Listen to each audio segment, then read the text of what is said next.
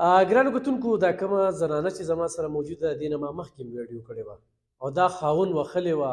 د دې هغه چهره موږ تاسو ته ښودلې وه ظلم بربریت او جبر او زیاتې تشدد چې کوم دی هغه پیسې و د هغې سره چې موږ کله ویډیو کړله نو دې هم پکې نمبر ووي خو بس خدای دې خلکو ته هدایت وکړي نو موږ ورته وي په نکاح کې ده په نکاح کې ده کور دی بچي دي او بس خلکو ورته کالونه واده کې واده کې واده کې نو بس هغه نمبر یې بلاک نو اوس بیا مجبورۍ را په مخه کړې ده دې کیمرې ته دا د مستۍ نه راځي چې دې کیمرې ته راشي او تاسو سره خبرې کوي نو ضرور ورسره مدد وکړي تعاون وکړي څه به وایې په دې باندې بس زه دا ویل غواړم چې ما سره یې خاص الله د رضا مدد وکړي او بله خبره ده ما سره غټ موبایل نشته څوک رنګ وکړي تاسو سره غټ موبایل دی واتساپ دی بس رنګ بند کړي ما سره دا ورکوټ موبایل ما سره د سره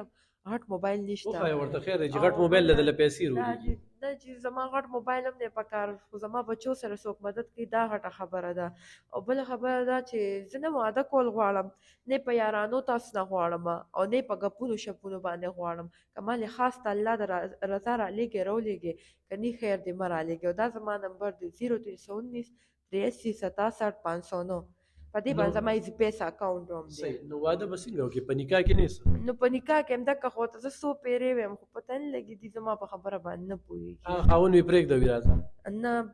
خاون هم مه پرېږده بس ما سره نکاح وکړه دا اوس د دې خبرې دي نو دا په اسلام کې کم ځای نه دا راغلي یاره بس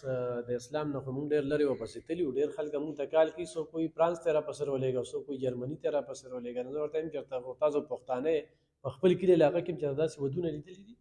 دا خو د خوښې خبره ده او موږ سره دومره رښتې دي او صرف د بین لپاره خلک کالونه کوي یو هم تیار نه دی چې پنځه مرلې کور نیکه او 400 څوک تیار یې چې نن تیار یې راځئ چې اګز او دا میدان چې څونه رښتې دلی وکړم او څونه ودونه زه نن کوم په بخر یې نه در کوم ځکه چې تاسو په دوکو په فراډ لګیا یې تاسو باندې کلي کې څوک اعتبار نه کوي زه باندې څنګه اعتبار وکړم او زه به بیا ستاسو جرګو ته ناست یم زه به کله یو خوا ځم او کله بل خوا ځم خو د ثواب په نیت یې کوې ډېر خلک وایي زه رپتی یم او زه کروړپتی یم او زما دومره ځمکه ده زما صرف 15 مرلې کور پکار دی نکاح وکړه کور ځان له واخله مال یې مه اخله ځان له واخله دلته ضمانت دی بیا چې چېرته بوځې هلته یې بوځه تیار یې نو راځې ښه نو خاون له ته بیا لاړې دا اوس بیا دې روزه ما ته په نظر راځي دا څنګه زه په خپله کرایه په کور کې یم زما خاوند زما کور ته راځي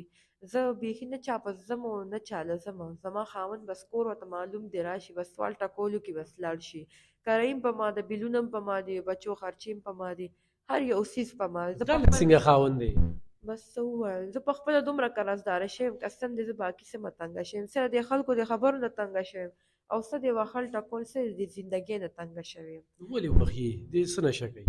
بس څه ووایم چې ولې وال ټکول کې بس دې هره نشه کوي یو نه ده چې بس زه ووایم ګرانو کتونکو خپل موبایل نمبر یې پکې وي خو یې خپنې هغه ورسره